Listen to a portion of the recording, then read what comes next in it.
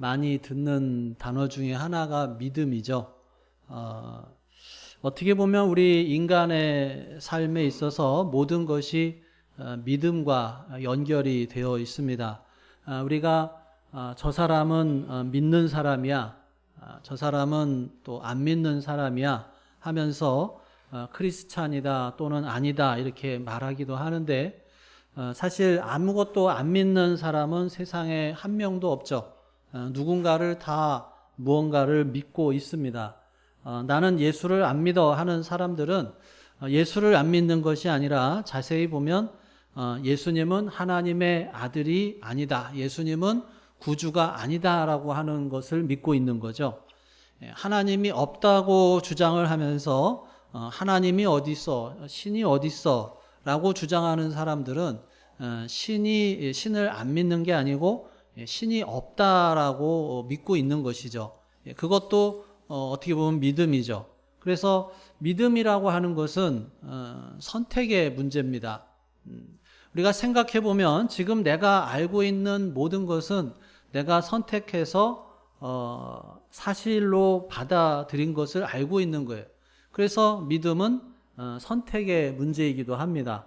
무엇을 믿기로 선택했느냐의 문제죠. 자, 오늘 13절에서 15절을 다시 읽어보겠습니다. 시작. 아브라함이나 그 후손에게 세상의 상속자가 되리라고 하신 언약은 율법으로 말미암은 것이 아니요 오직 믿음의 의로 말미암은 것이니라. 만일 율법에 속한 자들이 상속자이면 믿음은 헛것이 되고 약속은 파기되었느니라. 율법은 진노를 이루게 하나니 율법이 없는 곳에는 범법도 없느니라.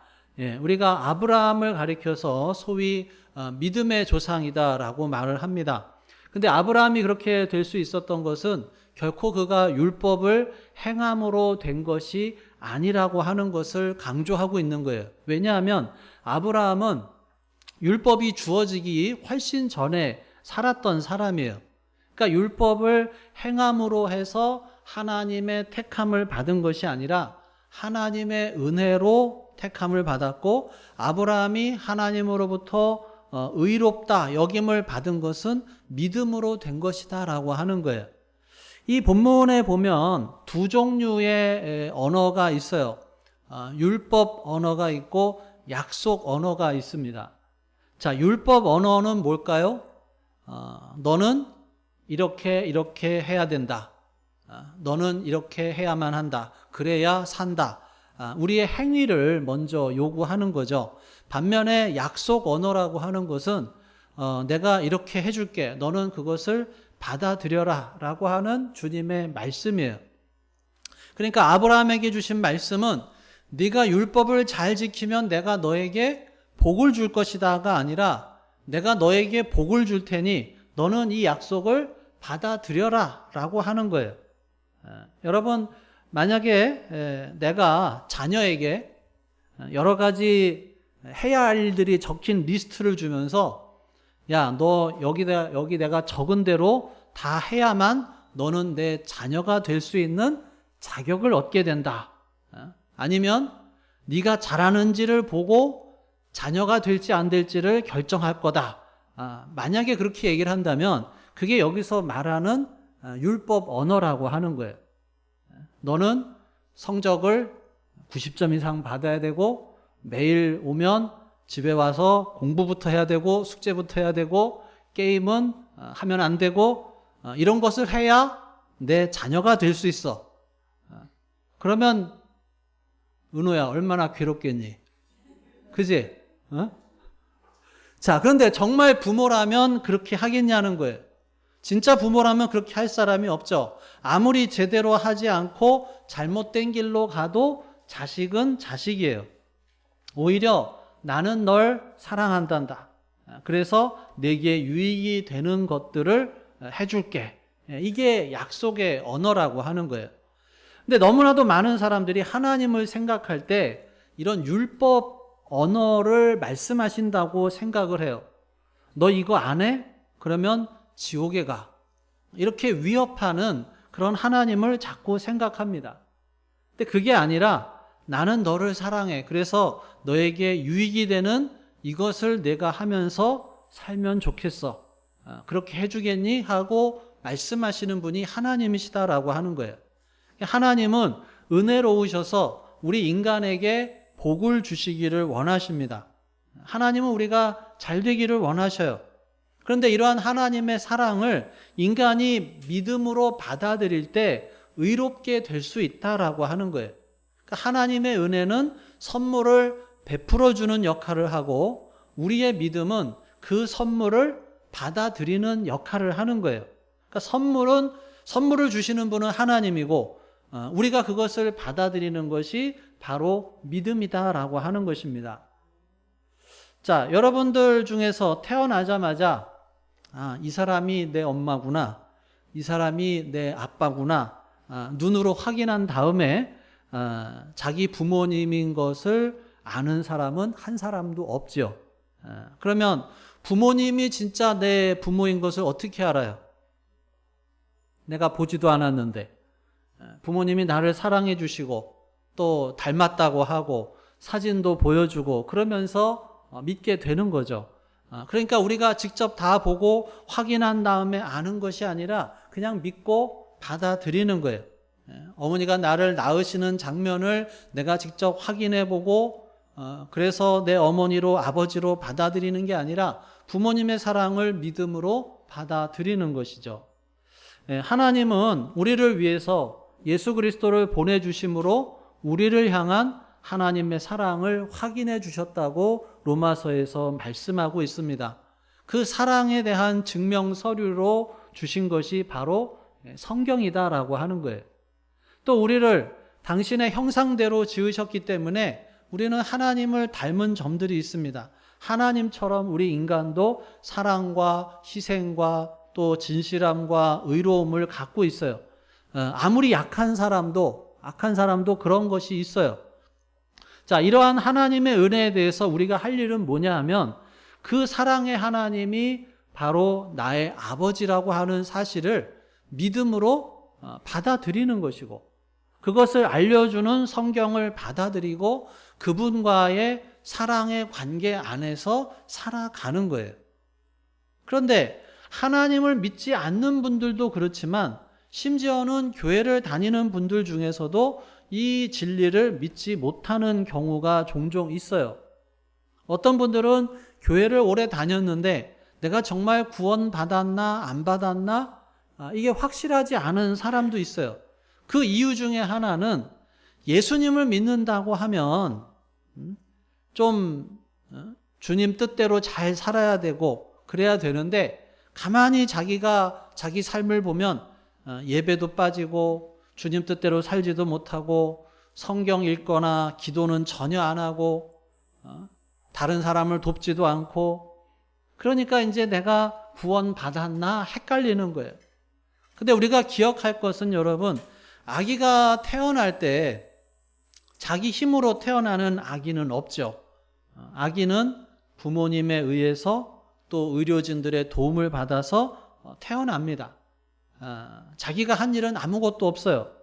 아기가 할 일은 뭐예요? 일단 태어난 다음에 부모님의 사랑을 잘 받으면서 밥 잘 먹고 무럭무럭 잘 자라고 좀 더 크면 부모님의 사랑에 보답하면서 착한 아들, 딸이 되기 위해서 노력하는 것이죠. 그러니까 그 노력이 부모님의 자녀가 되기 위한 노력이 아니에요. 내가 지금 저분의 아들인지 저분의 딸인지 내가 확신이 없어. 내가 제대로 살지 못하는데 그러면 열심히 살아서 저분들 마음에 들도록 살아서 저분들의 아들, 딸이 돼야지 이런 게 아니라는 거죠. 이미 자녀이고 이미 아들이고 딸이라고 하는 거예요. 그러니까 부모님의 자녀가 되기 위한 노력이 아니라 이미 부모님의 자녀이기 때문에 저분들의 사랑에 보답하기 위해서 열심히 그분들의 말에 순종하면서 사는 것이죠. 내가 열심히 노력해서 부모님의 자녀가 되는 게 아니에요. 이미 자녀가 되었어요. 그렇지만 낳아주신 부모님께 대한 감사와 사랑 때문에 노력하는 거죠.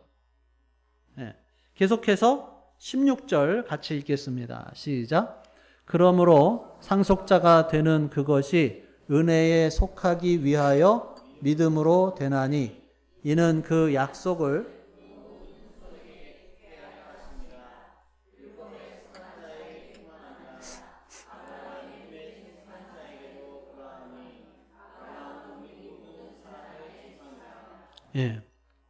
예수님을 믿는 사람은 이미 구원을 받았습니다. 그것이 성경의 약속이에요. 구원을 받았고 성령을 선물로 받았고 영생이 보장되어 있습니다. 그런데 문제는 진짜로 믿었느냐예요. 진짜로 믿은 게 아닌 경우는 곤란하지만 예수님을 정말로 자신의 구주와 주님으로 맞아들였다면 구원을 받은 거예요. 우리가 예수님을 믿었는데도 조금 더 노력하면 하나님의 자녀가 되고 구원받을 것이다 라고 성경은 말씀하고 있지 않아요. 예수님을 믿는 순간에 영생의 선물을 받은 거예요. 그런데 예수님을 믿지만 살다 보면 죄를 지을 때도 있고 주님의 뜻대로 살지 못할 때도 있기 때문에 어떻게 생각을 해요? 내가 혹시 구원받지 못했나라고 느낄 때가 있는 거예요.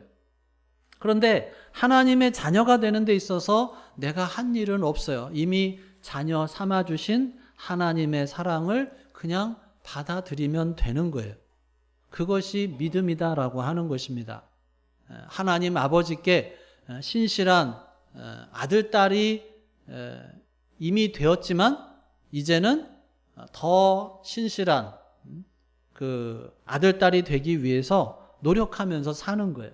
그러니까 구원받기 위한 노력이 아니라 받았기 때문에 감사해서 제대로 살아야 한다라고 하는 것입니다. 예수님을 믿고 이미 하나님의 자녀는 되었지만 하나님께 대해서 좋은 자녀로 사느냐, 나쁜 자녀로 사느냐의 문제인 거죠. 자, 17절 읽겠습니다. 시작. 기록된 바 내가 너를 많은 민족의 조상으로 세웠다 하심과 같으니 그가 믿은 바 하나님은 죽은 자를 살리시며 없는 것을 있는 것으로 부르시는 이심이라. 18절이요. 아브라함이 바랄 수 없는 중에 바라고 믿었으니 이는 내 후손이 이같으리라 하신 말씀대로 많은 민족의 조상이 되게 하려 하심이라. 자, 하나님께 인정을 받은 믿음의 조상 아브라함의 믿음은 어떤 믿음이었느냐? 한마디로 표현하면 아브라함의 믿음은 바랄 수 없는 중에 바라고 믿은 믿음이다라고 하는 거예요. 무엇을 바라고 믿었어요? 하나님의 약속을 바라고 믿었다라고 하는 거예요. 무슨 약속이에요? 창세기 12장에 큰 민족을 이루고 복의 근원이 될 것이다라고 하신 약속이고 또 15장에 보면 너의 후손을 통해서 자손이 하늘의 별과 같이 셀 수 없을 정도로 많게 해주겠다라고 하신 약속이에요. 자, 그런 약속을 받은 지 오랜 세월이 흘러서 아브라함의 나이가 100살이 되었어요. 75세에 부르심을 받고 이제 100세가 됐는데 아내인 사라도 아기를 낳을 가능성이 전혀 없는 90세의 나이가 됐어요. 그럼 이제 둘 다 죽은 것과 다름없게 되었다는 거예요. 그의 상황은 하나님의 약속과는 정반대로 가는 것처럼 보입니다. 그런데 그런 최악의 상황에서도 놀랍게 그의 믿음이 약해지지 않고 오히려 믿음에 견고해져서 하나님께 영광을 돌렸다고 오늘 본문에 나오고 있죠. 자, 19절 읽겠습니다. 시작. 그가 100세나 되어 자기 몸이 죽은 것 같고 사라의 태가 죽은 것 같음을 알고도 믿음이 약하여지지 아니하고. 여기 보면 중요한 단어가 알고도예요. 이미 그 자신과 사라가 죽은 자와 다름없다는 것을 아브라함이 알았다는 거예요. 지금까지 아무런 후사도 없고 앞으로도 생길 수 없는 몸이라는 것을 알았다는 거예요. 그런데 문제는 이 불가능한 문제를 알고도 믿음이 약하여지지 않았다라고 하는 거예요. 문제 앞에서 그것을 피하지 않고 직면을 했습니다. 창세기 17장에 보면 하나님께서 아브라함이 99세일 때 오셔서 많은 민족의 조상이 되게 해주겠다는 의미로 원래 이름 아브라함에서 많은 민족들의 아비라고 하는 아브라함으로 이름을 바꿔주셔요. 그럼 여러분 상상을 해봐요. 이제 아브라함을 사람들이 만나요. 안녕하세요, 선생님 이름 어떻게 되십니까? 예, 저는 많은 민족들의 아비라고 하는 뜻의 아브라함입니다. 그러면 굉장히 자녀들이 많으신가 봐요. 그런데 아니요, 아직 한 명도 없어요. 그러면 사람들이 얼마나 비웃었겠어요. 아브라함에게 자녀가 없다. 이것은 치명적인 약점이죠. 그런데 아브라함은 그 문제를 감추지 않고 회피하지 않았다는 거예요. 나는 아브라함이고 하나님이 그 이름을 주셨고 지금 나에게는 상속자가 될 아들이 없지만 하나님께서 준다고 하셨으니까 분명히 언젠가는 나에게도 아들이 생길 것이고 그 아들을 통해서 후손이 많이 나올 것을 나는 믿는다. 이렇게 받아들였다는 거예요. 아브라함은 하나님께서 주신 약속의 말씀을 그대로 믿었기 때문에 자신의 심각한 현실에 직면할 수 있었고 사람들 앞에서 부끄러워하지 않고 당당할 수 있었다라고 하는 것입니다. 그러니까 아브라함은 눈앞에 펼쳐지고 있는 이 상황을 믿은 것이 아니라 보이지 않지만 약속을 주신 하나님을 믿었다라고 하는 것입니다. 불가능해 보이는 상황이 아니라 불가능을 가능하게 하시는 하나님께 초점을 두었습니다. 그래서 17절에 보면 죽은 자를 살리시며 없는 것을 있는 것 같이 부르시는 이시라고 믿었다라고 하는 것입니다. 하나님은 죽은 자를 살리시며 없는 자를 있는 것 같이 부르시는 하나님이시다. 아브라함이 이것을 믿었기 때문에 그 문제를 직면하고 아브라함은 하나님의 능력을 확신했다라고 하는 것입니다. 자, 계속해서 20절, 21절 같이 읽겠습니다. 시작. 믿음이 없어 하나님의 약속을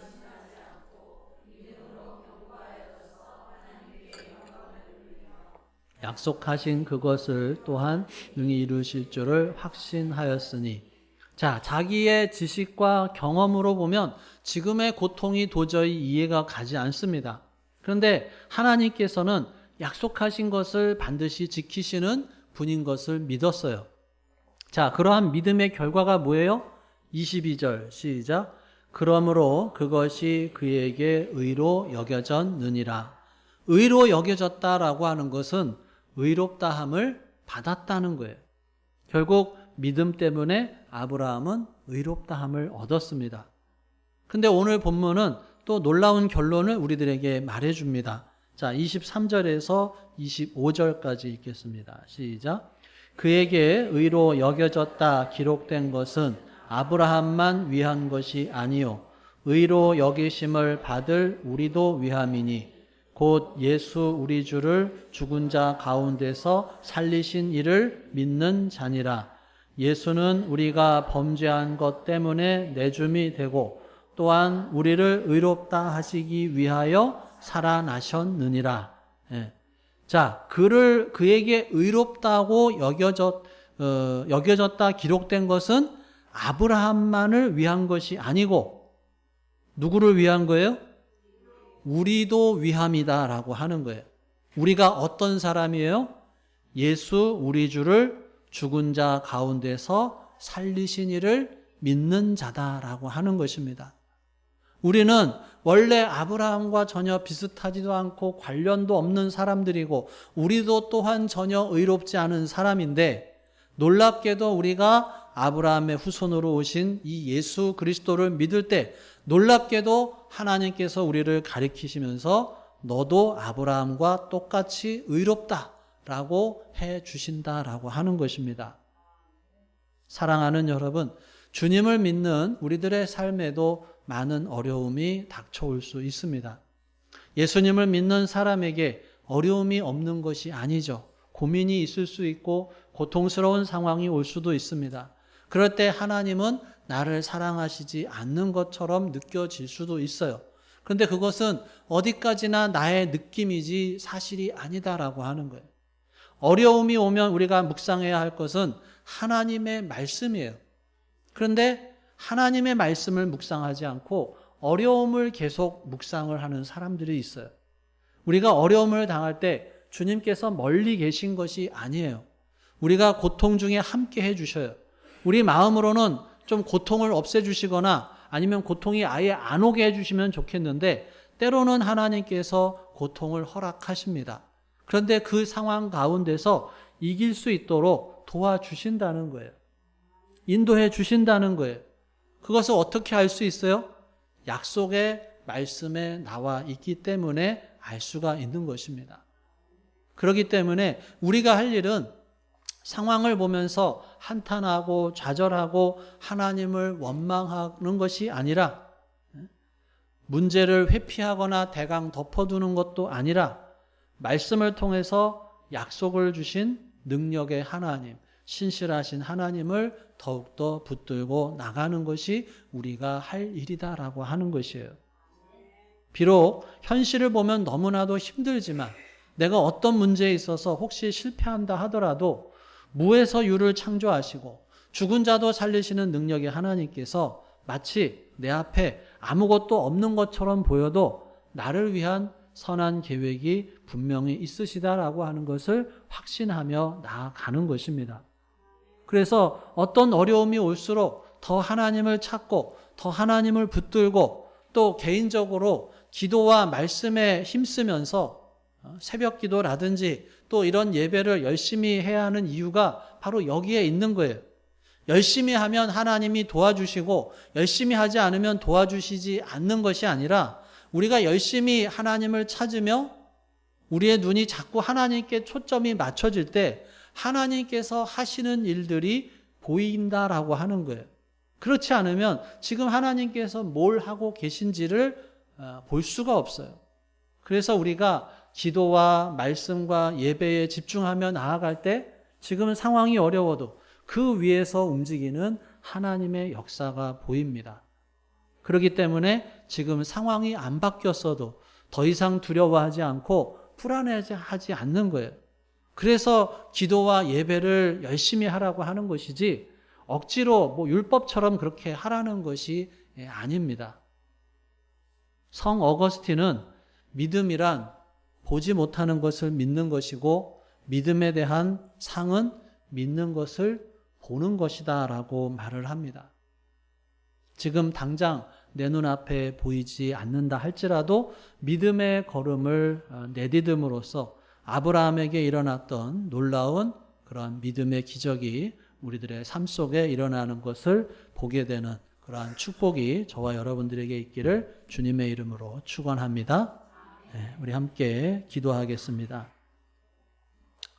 오늘 주신 말씀 생각하며 우리 함께 기도하겠습니다.